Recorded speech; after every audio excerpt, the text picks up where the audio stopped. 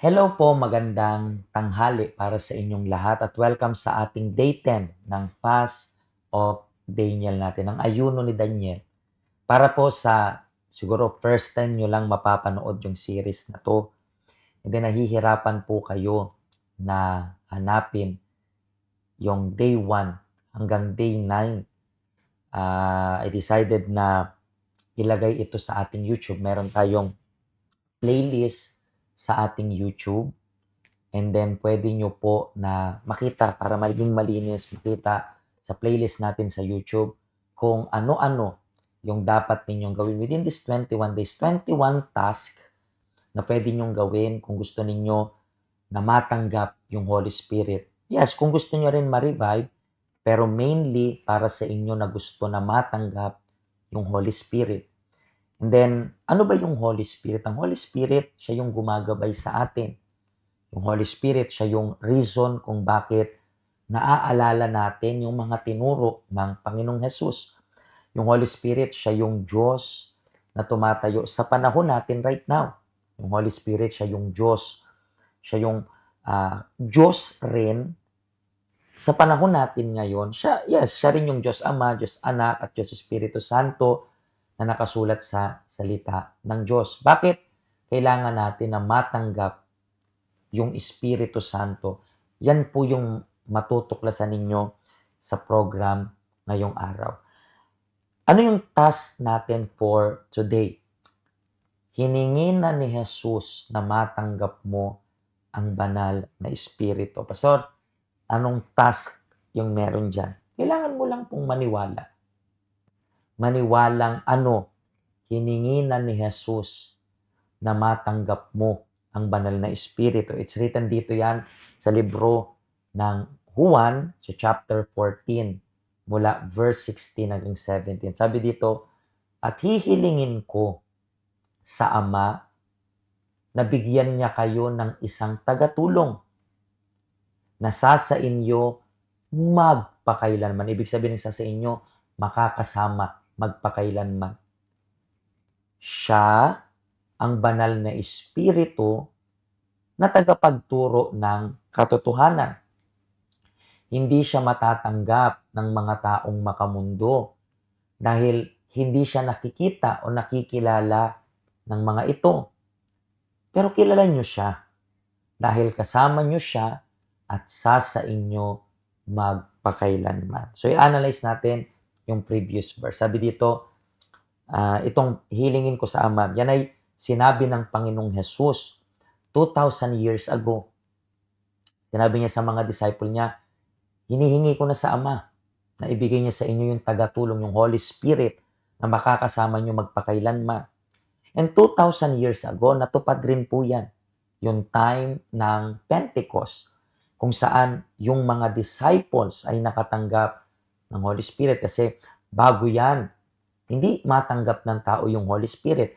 May mga verse sa Old Testament na napupuspos lang sila or sinasamahan lang sila ng Espiritu Santo. Pero meron tayong privilege na matanggap yung Holy Spirit.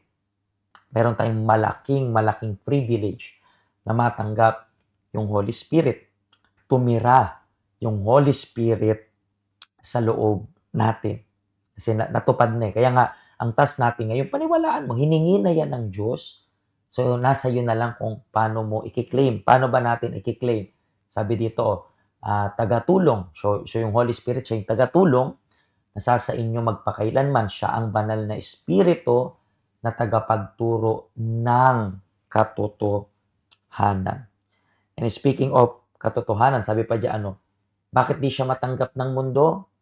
Dahil hindi siya nakikita o nakikilala ng mga ito. Bakit hindi siya matanggap ng mundo? Kasi yung mundo, to see is to believe. Meaning to say, madalas sa kanila nakabase sila sa nakikita nila. Anong nakikita nila? Kung anong nakikita nila, yun yung paniniwalaan. Ay ang kaso, yung Diyos, yung Holy Spirit, hindi siya nakikita. Nakikita lang siya sa buhay ng tao na tumanggap nito. Bakit nakikita sa buhay ng tao? Kasi merong before and after. Alam niyo po yun, yung natanggap niyo yung Holy Spirit, diba merong before and after.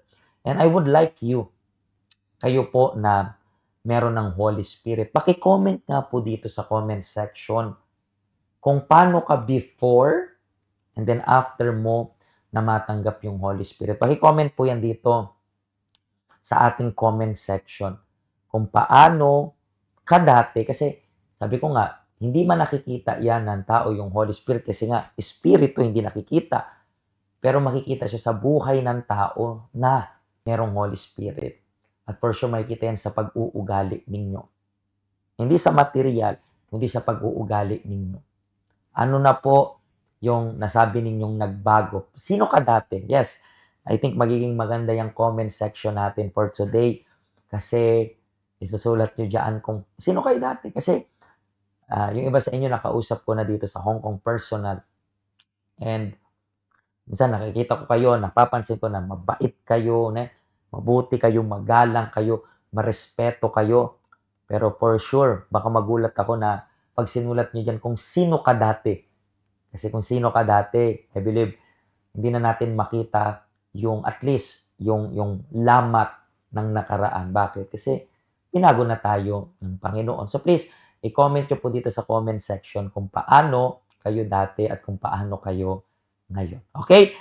And talking about, habang nagko-comment kayo dyan, talking about kalooban ng Diyos. Mamaya po sa ating Journey of Faith. Ngayon yung last night natin na magkakaroon tayo ng Journey of Faith towards ito sa Garden of Gethsemane. So panoorin nyo po yung special program. And para po sa mga nagtatanong, yung campaign of Israel ay matatapos lang sa araw rin ng New Year's Eve night vigil natin. Diba? Nasa Pass of Daniel tayo. And then yung last day nito, 31st, meron rin po yung night vigil of power of prayer na matatanggap ng bawat isa yung Espiritu ng Panginoon. Bisitahin mo kami ngayong weekend. Ito po yung address natin. Nandito yung informations. Nandito yung schedule natin pag weekend. And then nakalagay dyan, Saturday, alas 10 ng umaga. And bukas po yan, okay? Bukas, makakasama natin si Bishop John. Parating na siya mamaya dito sa Hong Kong. And then bukas, makakasama natin siya. Kung day off nyo po yan, so you are blessed. Kung kaya nyo namang dumaan, kung may available time kayo para mag-participate. Hindi na natin alam kung kailan bibisita once again dito sa Hong Kong, yung Bishop ng Asia. So, malaking opportunity yan para sa inyo. Okay? Mga kaibigan, magkita-kita po tayo bukas sa church or magkita-kita tayo bukas sa day 11 ng 21 days fast of Daniel natin. Pagpalain po kayo ng Diyos.